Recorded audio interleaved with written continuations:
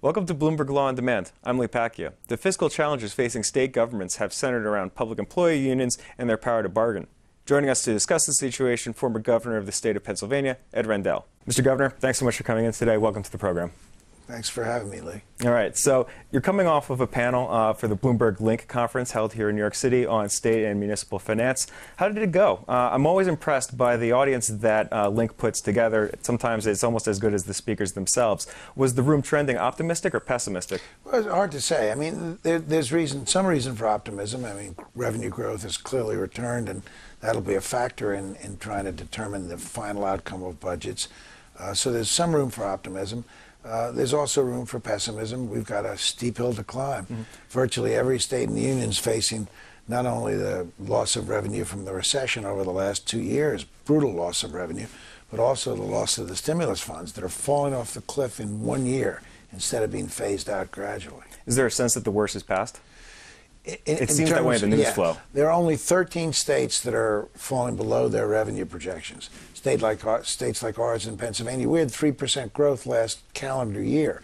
So we're anticipating in the upcoming fiscal year maybe 3.5% growth, which will allow us to 3.5% growth is worth probably about $900 million. It's hard to frame this issue in terms of importance. We have people out there like Meredith Whitney who say that we're coming up to the point where there might be quite a number of defaults on the municipal and state level. We have people like Moody's Mark Zandi who don't think it's going to be nearly as big a problem as Ms. Whitney suggests. Where do you come down? Where should this be prioritized? Look, there'll be some defaults, but they'll probably be about the same as the corporate default rate. So nothing to get alarmed about. This idea that pensions are driving states and municipalities towards default, the truth of the matter is that in terms of states, before the recession of 2002 and, of course, the recession of 2008, basically states were 100% properly funded. We've obviously taken a hit during the two recessions, but the good economists who study these type of things say we have somewhere between 20 and 30 years before it becomes an explosive problem. Plenty of time for states to deal with it. In Pennsylvania, in my last year as governor, we took steps. We raised the retirement age. We reduced some of the benefits, the percentage benefits as they grow with years served. And I think Governor Corbett is going to properly try to get the employees to pay far more significantly into their own pensions. Mm-hmm. This all of a sudden has become quickly politicized. To a great extent. We have in Wisconsin state senators, Democrats mostly, walking out, avoiding voting. On the other side, there are also issues. How did we get to this point? How did it become so politicized seemingly so quickly? Well, first of all, let's go back to Wisconsin. The workers agreed to all the pension changes, benefit and salary changes that the governor wanted. The walkout had nothing to do with that, and the bitterness had nothing to do with that. It was Governor Walker's attempt to essentially end collective bargaining as we know it in the state of Wisconsin. All of the benefit concessions and pension concessions were made by the workforce. That's number one, and I think it's very important to remember. Look, you set up, in many cases, false premises. We're going broke. Well, that makes it easier for the public to accept sort of draconian budget cuts. We're going broke. Well, the truth is we're not going broke. So should we be more skeptical when governors say we're going broke? Sure, particularly because governors have the ability to raise revenue. Do they have the political courage to raise revenue? Maybe, maybe not. Some states have, but a lot of states have shied away from raising revenue. That's exactly where I wanted to go next. You have the revenue-raising side, and you have the expenditure side. Up until this point, it's been all about cutting expenditures. Right. It's probably going to continue that way for a while. At what point are we going to see governors turning to address the revenue side of the equation? Well, interesting. Somewhere between 10 and 15 states have raised revenues. They've raised sin taxes, alcohol and tobacco. They've raised sales tax. They've even raised some personal income tax. And interestingly, Lee, it's split about half Democratic governors and half Republican governors doing that. Because in many cases, the cuts, the delta, the deficit, is too great to do on cuts alone.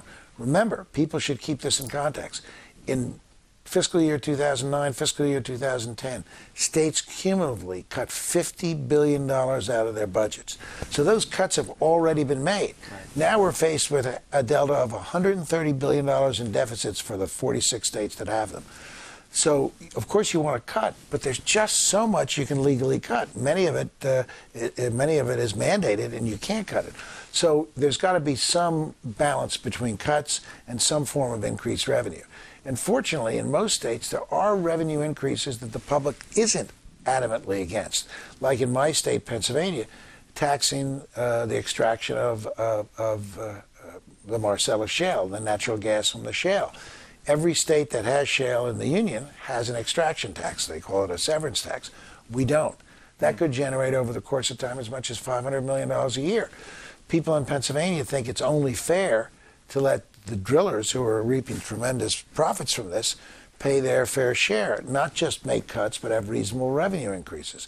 And we don't tax smokeless tobacco. We're the only state in the union that doesn't.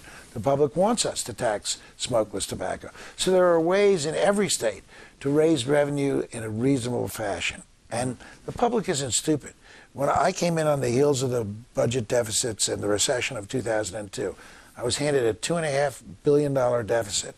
I wanted to put money into early childhood. Pennsylvania didn't put a dime in. We settled on a $2.7 billion tax hike. Well, 3 years later, I had to run for re-election. My opponent made that the key issue. Mm-hmm. I won by 22 percentage points, one of the largest margins in the history of the state, because the voters saw that the tax increase wasn't as bad as they thought in terms of their own pocketbooks, and we'd got a lot for it. We had improved our education results radically. Our economy was booming.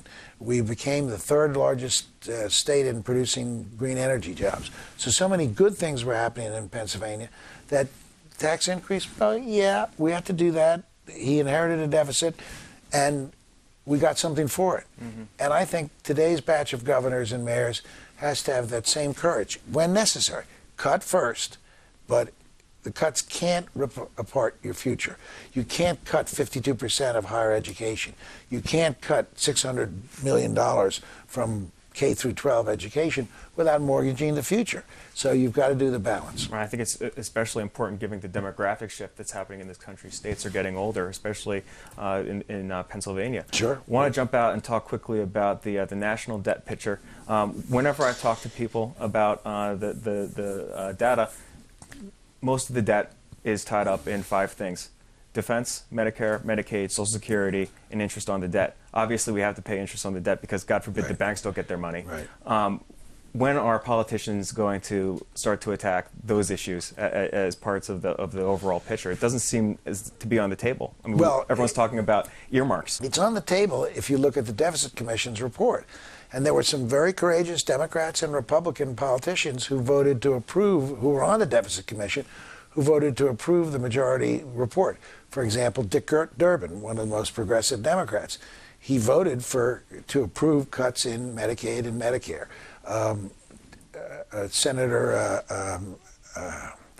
from Oklahoma, Senator Coburn, voted for closing tax loopholes to increase revenue. Right. He voted for the report that said raise the gas tax 15%. So there were some politicians who bit the bullet, did the courageous thing. Look, we need to do what you say. We need to cut defense. We need to look at the entitlements in Medicaid, Medicare. We need to look at Social Security. Everybody knows that that's where the money is. Mm-hmm. The discretionary government money is, less than 12%. So we've got to do that. We've got to do that.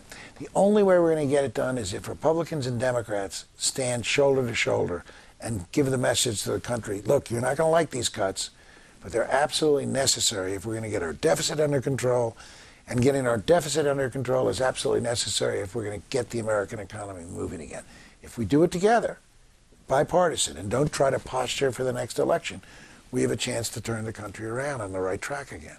Very interesting. So while we have you here, we'll move from the deadly serious to something perhaps a little bit less serious. You have a sports column for the Philadelphia Daily News, and really have been meaning to ask you, what do you think about the NFL lockout? Are we going to be seeing the Philadelphia Eagles playing the New York Giants next year? Yeah, I think we will. And the reason is this is the reverse situation from our current state and local and federal government budget pictures. There's too much money. There's too much money. Right. That's exactly right. And when there's too much money, it's easy to resolve. Yeah. The line has to be drawn. I'm basically pro-player here. I think, for example, what the NFL and the owners have failed to do for the retired players is almost a disgrace. But having said that, I think the owners moved in the last offer that they put on the table, taking the second $1 billion that they wanted all for themselves and reducing that to $350 million, giving up the 18-game season at least for the next 2 years. And I think the players should move towards the owners. And we've got to settle this. Guys, there's $9 billion of revenue for a sport. Let's settle it. Let's take care of the retired players, the players who have illnesses and ailments, and let's do something that's fair, and let's get back to playing football. Why in God's name would both sides want to kill the golden goose? Right, doesn't make sense. Mr. Governor, I want to thank you so much for your time today. This was a pleasure. It was great. It was great. That's former Governor of the State of Pennsylvania, Ed Rendell. If you'd like to learn more about the issues we just discussed, go check out our offerings on BloombergLaw.com and also on the Bloomberg Terminal. I'm Pacchia. Thanks for watching.